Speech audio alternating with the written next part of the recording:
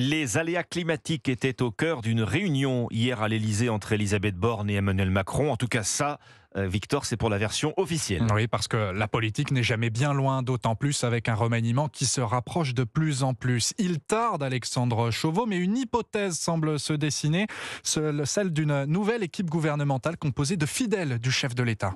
Oui, après le retour de Jonathan Guémas, ancienne plume du président nommé à la tête de la communication de l'Élysée, Emmanuel Macron aimerait rappeler un autre homme qui a accompagné son ascension, Julien Denormandie, ancien ministre et directeur adjoint de son cabinet lorsqu'il était à Bercy. Son nom est régulièrement cité parmi les favoris pour prendre Matignon. Autre prétendant au poste de Premier ministre, Sébastien Lecornu, membre du premier cercle du président. C'est lui qui a soufflé l'idée du grand débat national après les manifestations de Gilets jaunes. Le ministre des Armées devrait poursuivre l'aventure en bonne place au sein du gouvernement, tout comme Gabriel Attal, Gérald Darmanin ou Éric Dupond-Moretti. Côté sortant, les ministres réfractaires à la loi immigration, issus de la gauche, sont particulièrement menacés.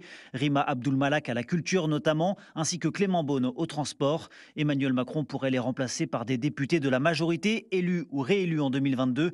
Les noms de Maud Bréjon, de Carl Olive ou de Naïma Mouchou, proches d'Édouard Philippe, sont ainsi régulièrement cités. Alexandre Chauveau du service politique d'Europe.